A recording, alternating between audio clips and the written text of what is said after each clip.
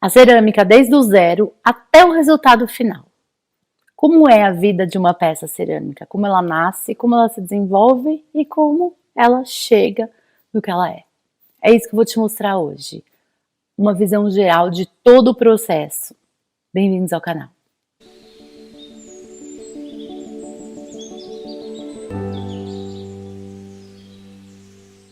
Bom, para virar a peça cerâmica é um longo caminho, tá? A gente começa com a argila.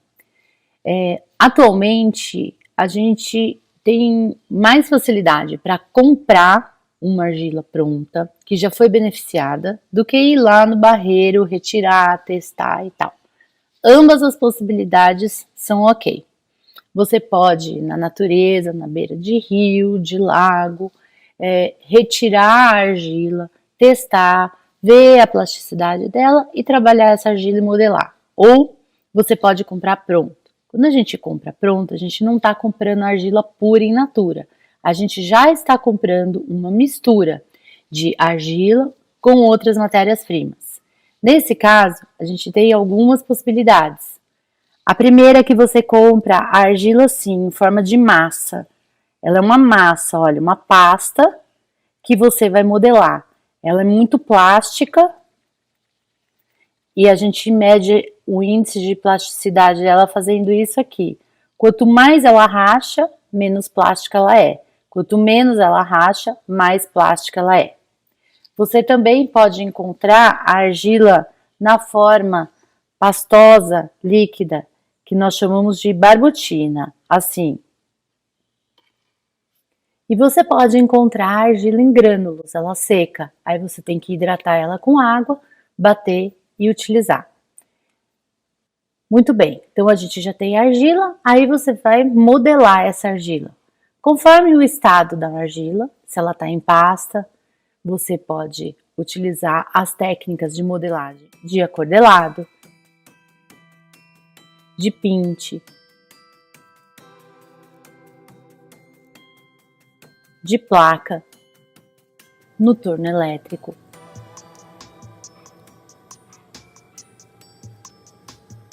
no torno de esteca,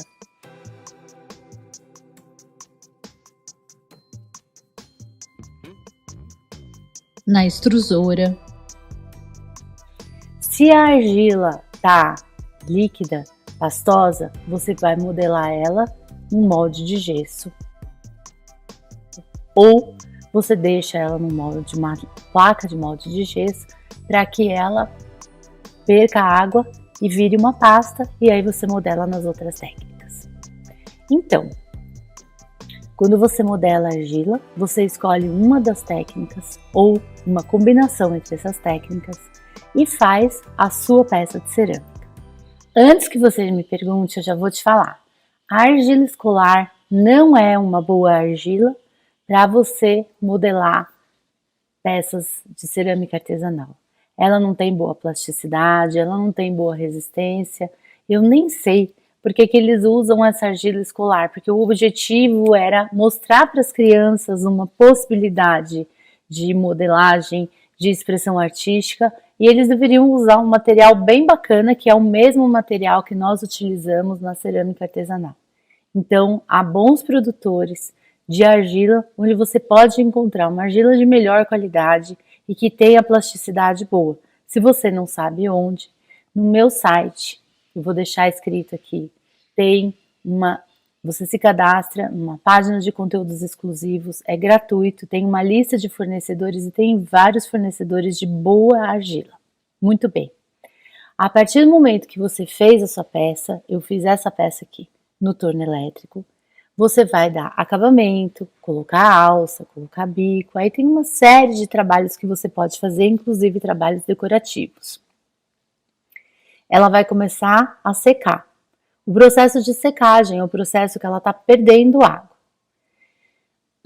Você dá o acabamento e você tem que esperar ela secar muito, muito, muito bem. Algumas argilas vão inclusive mudando de cor nesse processo de secagem, elas vão ficando mais claras, elas vão ficando mais esbranquiçadas.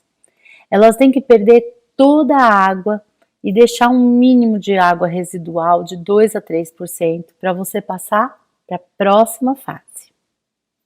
Nesse processo de secagem, enquanto ela vai perdendo água, ela vai diminuindo de tamanho.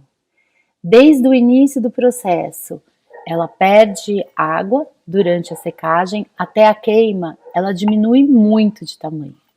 Para você ter uma ideia, essa é a peça final que começou exatamente deste tamanho aqui. E olha a diferença. O quanto a peça encolheu durante todo o seu processo. Por conta dessa movimentação, enquanto ela vai perdendo água e vai encolhendo, a gente tem que ter bastante cuidado durante a secagem e depois durante a queima também, que ela também se movimenta e acaba diminuindo desse tamanho aqui. Então, terminou a secagem, eu tenho uma bifurcação no meu caminho.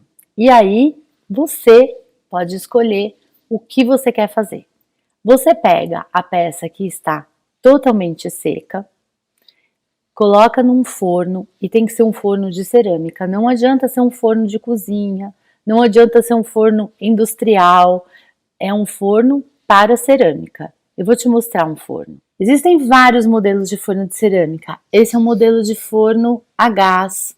Esse aqui é um modelo de forno elétrico para alta temperatura, que chega até 1300 graus. Esse aqui é um outro modelo de forno elétrico para baixa temperatura, ele chega até 1000 graus. Ele tem resistências e você pode controlar a subida da temperatura aqui. Esse aqui é um forno de latão, que eu inclusive ensino a fazer.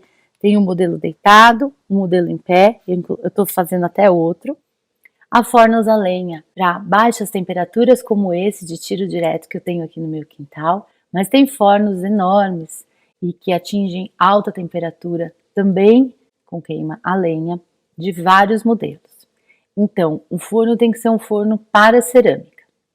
E nesse primeiro caminho, nessa primeira escolha, você vai pegar a peça que está crua ainda, mas totalmente seca, vai colocar dentro do forno e vai fazer uma primeira queima, que é uma queima intermediária, em que a peça vai sair dessa maneira aqui. Ela tá firme, ela tá rígida, ela tá muito porosa, prontinha para receber o esmalte cerâmico. Isso aqui se chama um biscoito, biscoito cerâmico. Então, aqui a peça tá crua, aqui a peça está no biscoito cerâmico. A gente manuseia essa peça com mais facilidade, estoca, pode colocar uma em cima da outra, porque ela já está rígida. Ela vai receber um esmalte cerâmico. O esmalte cerâmico é um esmalte para cerâmica. Não é esmalte de unha, não é tinta de parede, não é nenhum outro tipo de tinta. Por quê?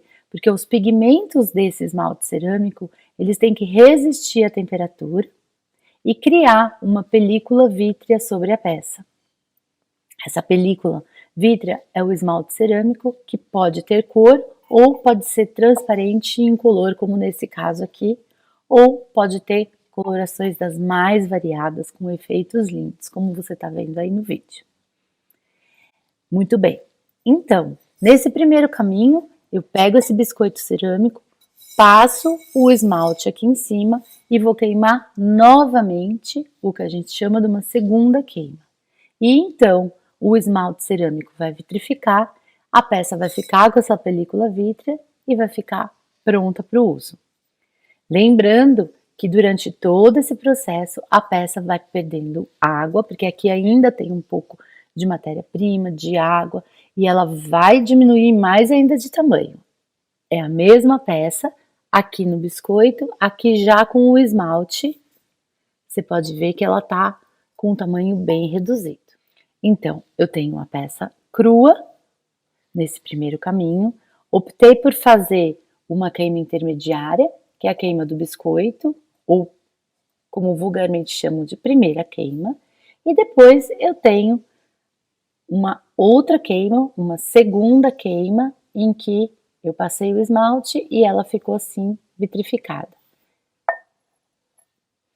A segunda opção que você tem na nossa bifurcação é pegar a peça crua, quando ela já está totalmente seca, Dessa maneira aqui, eu tenho esse pratinho que ele tá cru, totalmente seco. Percebe que ele tá bem clarinho. A argila já perdeu água. Eu já passo o esmalte nele e queimo ele direto com o esmalte. Essa aqui é exatamente a mesma argila, ela crua. E aqui, já com o esmalte, ele tem um esmalte transparente, incolor, na parte de cima. E aqui ela tá sem esmalte nenhum. Esse segundo caminho é conhecido como monoqueima, porque eu faço apenas uma queima entre a peça crua e a peça prontinha, finalizada. Esse é o caminho que os nossos antepassados faziam e a primeira forma de queimar cerâmica e que aos poucos eu estou resgatando esse caminho e mostrando para as pessoas que é um caminho muito mais curto e muito mais sustentável, porque nós utilizamos menos recursos naturais para fazer a queima, menos tempo da gente também. Então, recapitulando, eu pego a argila crua, seja ela em pasta, em grânulos ou líquida pastosa, forma de barbotina.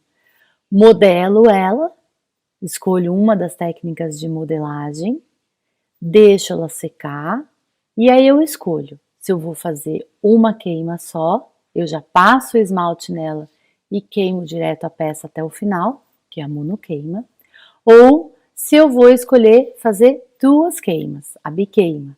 Deixo ela queimar o biscoito cerâmico, passo um esmalte e queimo novamente para ter a peça final pronta. Depois que a peça já está queimada com o esmalte, você ainda tem mais uma opção, caso você queira, que é de fazer mais uma queima, conhecida como terceira queima, mas não necessariamente precisa ser a terceira, porque dependendo do caminho que você escolheu na bifurcação, se você só fez uma queima para chegar aqui, essa vai ser a segunda queima. Então a nomenclatura correta seria a queima de overglaze, porque em inglês esmalte é glaze. Você vai fazer uma pintura em cima desse esmalte, em cima, over, esmalte glaze. Vai utilizar materiais específicos. Essa peça dá para ver bem a cintilância dela. Eu apliquei um outro material ainda em cima desse esmalte. Esse outro material pode ser um lustre, pode ser ouro, platina, um decalque ou mesmo uma pintura, que antigamente era conhecida como a tal da pintura de porcelana. Pois é, o que era isso? As pessoas pegavam uma peça de porcelana, que nada mais é uma peça de cerâmica que já foi modelada, já recebeu um esmalte transparente incolor e está prontinha para receber esse esmalte overglaze. E aí você queima novamente numa temperatura mais baixa aí, uma temperatura entre 740 e 800 graus, e aí você tem esses efeitos aqui diferenciados de ouro, prata, lustres e decalque cerâmico. Para ser chamada de cerâmica, ela precisa passar pela queima. E essa queima é uma queima específica para a cerâmica. Não dá para ser na churrasqueira, não dá para ser no forno da cozinha caseira, não dá para ser no forno da cozinha industrial e nem outro tipo de forno que não seja específico para a cerâmica. Há uma velocidade de queima que a gente tem que respeitar para que essa peça não exploda, não trinque, não rache, não tenha muitos problemas dentro do forno. E depois dessa queima, que varia de temperatura desde uns 700 graus, numa queima muito baixinha para cerâmica, até 1300, que é uma queima alta, você tem vários tipos de queima, vários tipos de esmalte e todos os materiais são específicos para a cerâmica. Os pigmentos, o esmalte, as matérias-primas. Dessa maneira, tendo uma noção geral do processo, você consegue entender que tipo de material você precisa, lembrando que tem tudo lá na página de conteúdos exclusivos, todos os fornecedores que você precisar, tá? Gratuitamente a informação para você. As técnicas de modelagem você pode encontrar no YouTube, aqui no meu canal mesmo. Você também pode encontrar várias técnicas decorativas e de esmaltação, seja no meu canal ou em outros canais. E assim, você tem contato com esse processo de um mundo maravilhoso, que é o mundo onde eu vivo há alguns anos e onde eu expresso minha forma de enxergar o mundo, de me relacionar com o mundo, os meus sentimentos, as minhas vontades de explorar materiais, porque o que não falta na cerâmica é caminho para a gente explorar. Espero que você tenha gostado e que você encontre nesse mundo da cerâmica também o mesmo parque de diversões que eu encontro. Boa semana para todo mundo!